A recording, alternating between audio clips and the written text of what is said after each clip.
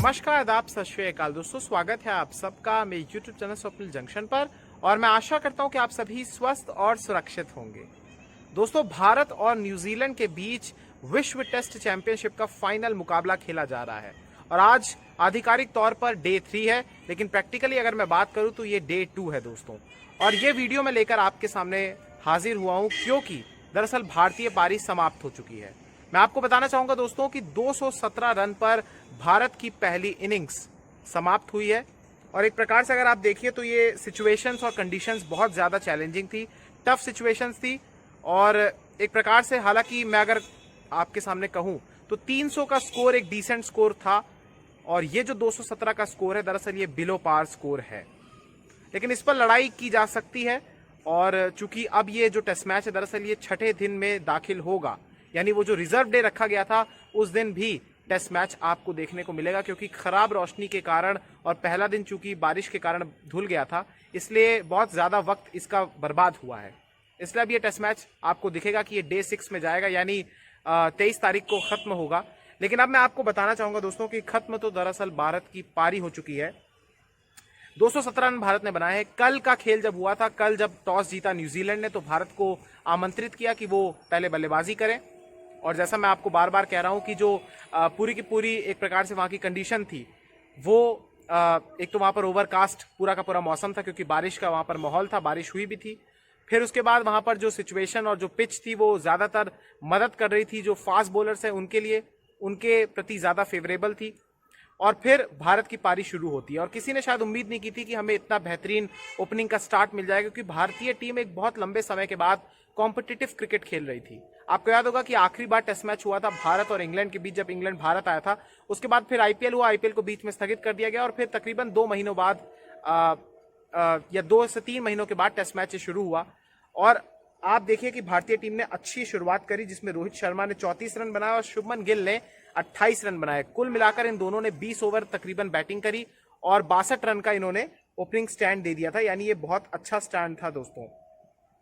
अब यहां पर सीन खराब तब हो गया दोस्तों कि जब ये दोनों क्विक विकेट्स गिर गए। दोनों ही जब सेट हो गए थे तो दोनों आउट हो गए। अब एक को दरअसल आउट किया, रोहित शर्मा को आउट किया काइल जेमिसन ने, उन्हें पीछे कैच करवाया, और ऊपर से शुभमन गिल को आउट किया दरअसल नील वैगनर ने।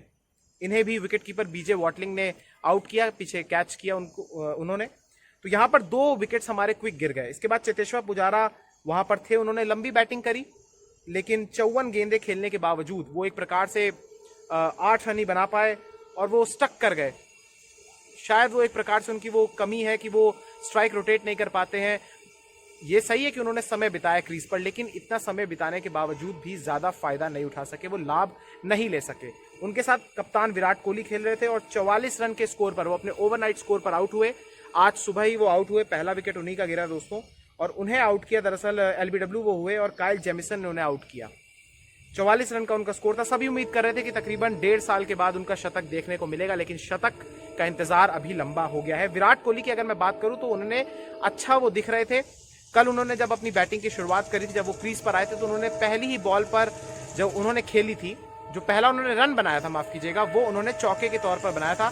चौका उन्होंने मारा था, लेकिन उसके बाद उन्होंने सिंगल डबल ट्रिपल लेते हुए अपनी पारी को अच्छे से बिल्ड किया। लेकिन आज सुबह वो अपने कल के ओवरनाइट स्कोर पर एक भी रन नहीं कर पाए और एक बहुत अच्छी बॉल थी उनकी काइल जेमिसन की। काइल जेमिसन वही है जिन्होंने आरसीबी में रहते हुए उनसे कह दिया था, एक बार मना कर दिया था कि मैं आपको ड्यूक्स की बॉल से प्रैक्टिस नहीं कराऊंगा, तो उन्होंने ही उनका विकेट लिया। इसके बाद वाइस कैप्टन रहाणे अच्छा दिख रहे थे, अच्छा खेल रहे थे और 49 के स्कोर पर वो आउट हो गए।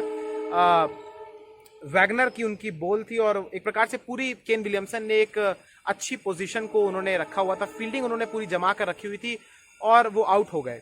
और उस जगह आउट हुए जिधर आपको पता होगा दोस्तों कि जहां पर लेग साइड का अंपायर खड़ा होता है, वहीं पर उन्होंने फील्डर को तैनात किया होता। फील्डर थे टॉम लैथम और उन्होंने उनका कैच पकड़ लिया। रहाणे बहुत अच्छा दिख रहे थे। एक पार्टनरशिप कोहली और रहाणे के बीच में भी हुई थी दोस्तों। ये पार्टनरशिप तकरीबन हुई थी 60 रन की, ये भी कुछ हुई थी। और लेकिन अब ये भी दोनों जल्दी से आउट हो गए, यानी सेट होकर ये भी आउट हुए। और उसके बाद दोस्तों ऋषभ पंत भी ज्यादा समय नहीं बिता पाए, हालांकि उन्हें खाता खोलने में समय लगा, लेकिन फिर उन्होंने चौका मारा और 4 रन के स्कोर पर, वो निजी स्कोर पर वो आउट हो गए।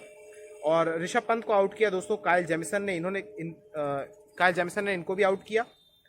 इसके बाद दोस्तों रविंद्र जडेजा आए। रविंद्र जडेजा लास्ट मैन थे जो कि आउट हुए। रविंद्र जडेजा ने टेल के साथ मिलकर कुछ रन बनाए, लेकिन ज्यादा वो पर्याप्त नहीं थे। रविंद्र जडेजा की अगर मैं बात करूं दोस्तों तो इन्होंने 15 रन बनाए। इन्हें आउट किया ट्रेंट बोल्ट ने।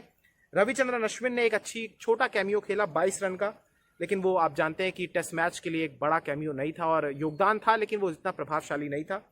लेकिन अगर आप 217 के स्कोर को देखिए तो उसमें एक बहुत बड़ा योगदान है 22 रनों का भी। और अगर मैं बात करूं दोस्तों यहाँ पर ईशांत शर्मा की, तो वो 4 रन पर आउट हो गए।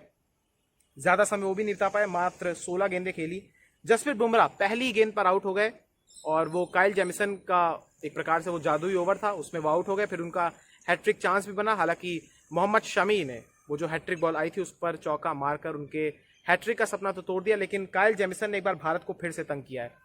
आपको याद होगा दोस्तों कि भारत के खिलाफ ही उनका डेब्यू हुआ था और पहला टेस्ट मैच जो न्यूजीलैंड में था उसमें उन्होंने 5 विकेट भी लिए थे। अब यहाँ पर आप देखिए कि यहाँ पर आज भी ये ऐतिहासिक मैच में भी इन्होंने 5 विकेट लिए हैं। टिम साउदी ने 1 विकेट लिया है, ट्रेंट बोल्ट ने 2 विकेट लिए हैं, कॉलिन डी ग्रैंडहोम ने 1 भी विकेट नहीं लिया और नील वैगनर ने भी 2 विकेट लिए हैं। तो यहाँ पर न्यूजीलैंड ने टॉस जीता और भारत को जब पहले बल्लेबाजी के लिए आमंत्रित किया।